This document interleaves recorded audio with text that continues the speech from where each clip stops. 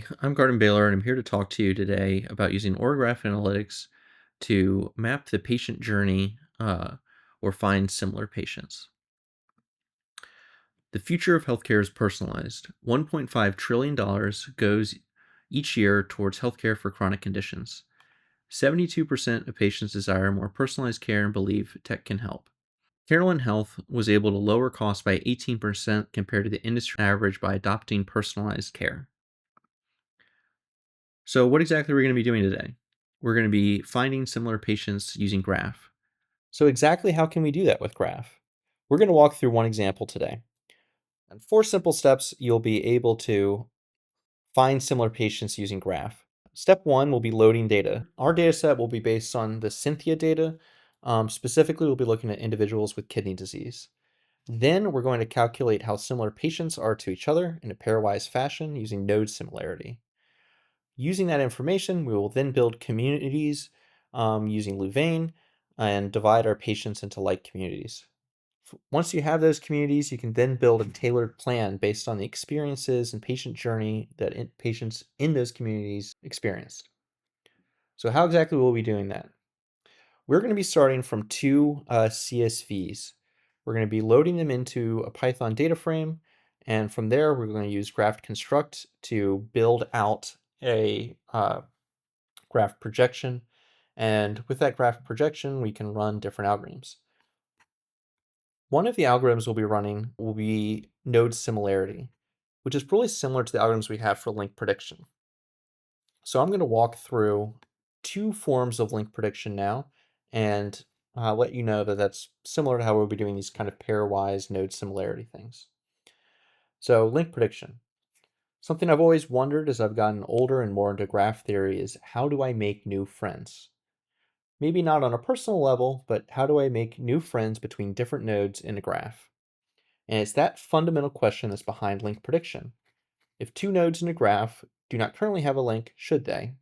Similarly, this is the same intuition behind how similar are 2 nodes. Are 2 nodes similar? If they are, create a link. So it's kind of the same question, but in link prediction, you actually draw a link between the 2 nodes, and in node similarity, you don't. Okay, so the most obvious way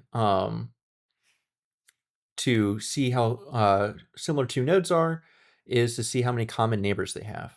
So consider this below graph of friends. We have A, and then we have this kind of closed loop, and A is out of the loop. So if we were to look at whether or not A and B are similar to each other, or if there should be a link between them, we could use just common neighbors to calculate that. So common neighbors is, what nodes in A are a neighbor of nodes B. So what common neighbors are between A and B? In this case, it's just C.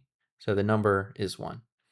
So that's a very simple way of looking at this. Like you could say D and A, they don't have any common neighbors, so maybe we shouldn't draw a link between them, and maybe these 2 nodes are not very similar, but B, E, C, or B and E are very similar to each other as they are in regards to A. So that doesn't tell us anything about the quality of relationships. I think a really good example is, what if C, instead of just being a random person, was a celebrity like Shakira, and we were trying to figure out on Instagram who we should suggest as friends or what nodes are most similar if we want to think of Instagram people as nodes. Using this metric, it might start suggesting random people who are also mutually following a celebrity like Shakira or Beyonce or whoever, Ronaldo or something like that. The Jaccard coefficient, which is what we'll be using to calculate node similarity in pairwise fashion between the nodes, just takes into account how many nodes come off of a given node. So let's take a look at this in the terms of a formula. In the denominator, we have the common neighbors algorithm, like we had before, where we find the intersection of all the nodes in common between A and B. In the denominator, we have just the opposite. We have all the nodes that come off A and B, regardless of if they are in common. So for A and B, we have C in common, and then we have B and E. As we see that node C has a couple nodes coming off of it, meaning its predictive power is somewhat limited. In a small graph, this doesn't make a huge difference, but if there were millions of nodes coming off of C, we could say that it is not really a good predictor of whether or not there should be a relationship between A and B, or a good signifier of similarity between A and B. So let's jump into our patient journey example. We're going to have to do the same things as we've done before, where we install Graph Data Science and upgrade NumPy if we have to. I think in the latest version you may not have to do that, but I was working off an alpha version. Then we're going to load in pandas and our Aura credentials. We're not going to be using an Aura database here, but we are going to be using Aura credentials, and Aura is what is the compute that's powering our graph projections and things like that. I just, for simplicity, put the data in here. You can find the data in the data folder under this, folder in the GitHub repository. So we're going to set up our sessions. We need to give it a cloud location for where we want this to run on Aura, as well as estimate the memory, things like that. So next we're going to take a look at our data. We have patients, which we can see here. We have ID, some fake information, things like that. And again, this Cynthia dataset is an open source dataset that mimics what you might find in an actual healthcare dataset. Okay, so then we're going to look at procedures. Procedures have a patient ID as well as a code for the procedure. And they have pregnancies or some examples here. Okay, so next we're going to have to create, graph construct does not allow for, characters in it. It can only be numeric IDs, so we're going to have to convert this to a numeric ID. So the first thing we're going to do is we're going to make sure that the numeric IDs for patient do not collide with the IDs for code. I don't think that would realistically be a problem, but I just want to be sure regardless. So we see that there's, most of them have 9 characters long, some of them have more. We can create one that's a little bit bigger. I think in our case, we're doing one that, has 18 digits and doesn't start with a 0, so they all have 18 digits. So that way it won't collide with any of those IDs for patient ID. So we're going to create that for patients here. We'll include that in procedures, and then we're going to map that to patients and patient ID. So once we do that, we can then do graph construct.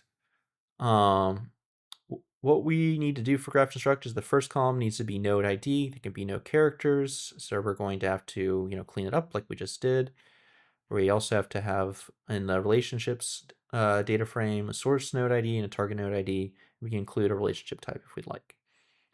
So the first thing we're going to do to clean up is we're just going to be looking at patients who have kidney disease. So we're going to filter the data set down for that. Then we're going to do the same thing in the procedures. So only procedures that were undergone by patients with kidney disease. Not just kidney disease related patient procedures, but all procedures undergone by patients with kidney disease. And we'll create a view of that. And then we're just going to get the relationships between the two, and that's just going to be our procedures essentially. So then we create a nodes ID, a nodes data frame, and we already have a relationships data frame. We're going to create a graph called patients using the graph construct method. And then we're going to run node similarity, which is, under the hood is using that Jaccard coefficient we were talking about a minute ago. So we can see that these two nodes, for example, are highly similar, and these two nodes are less similar.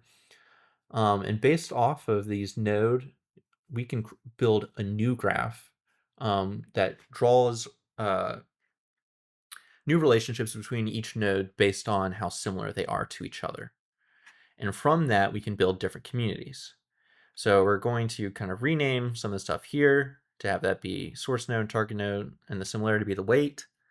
So more similar nodes are more important.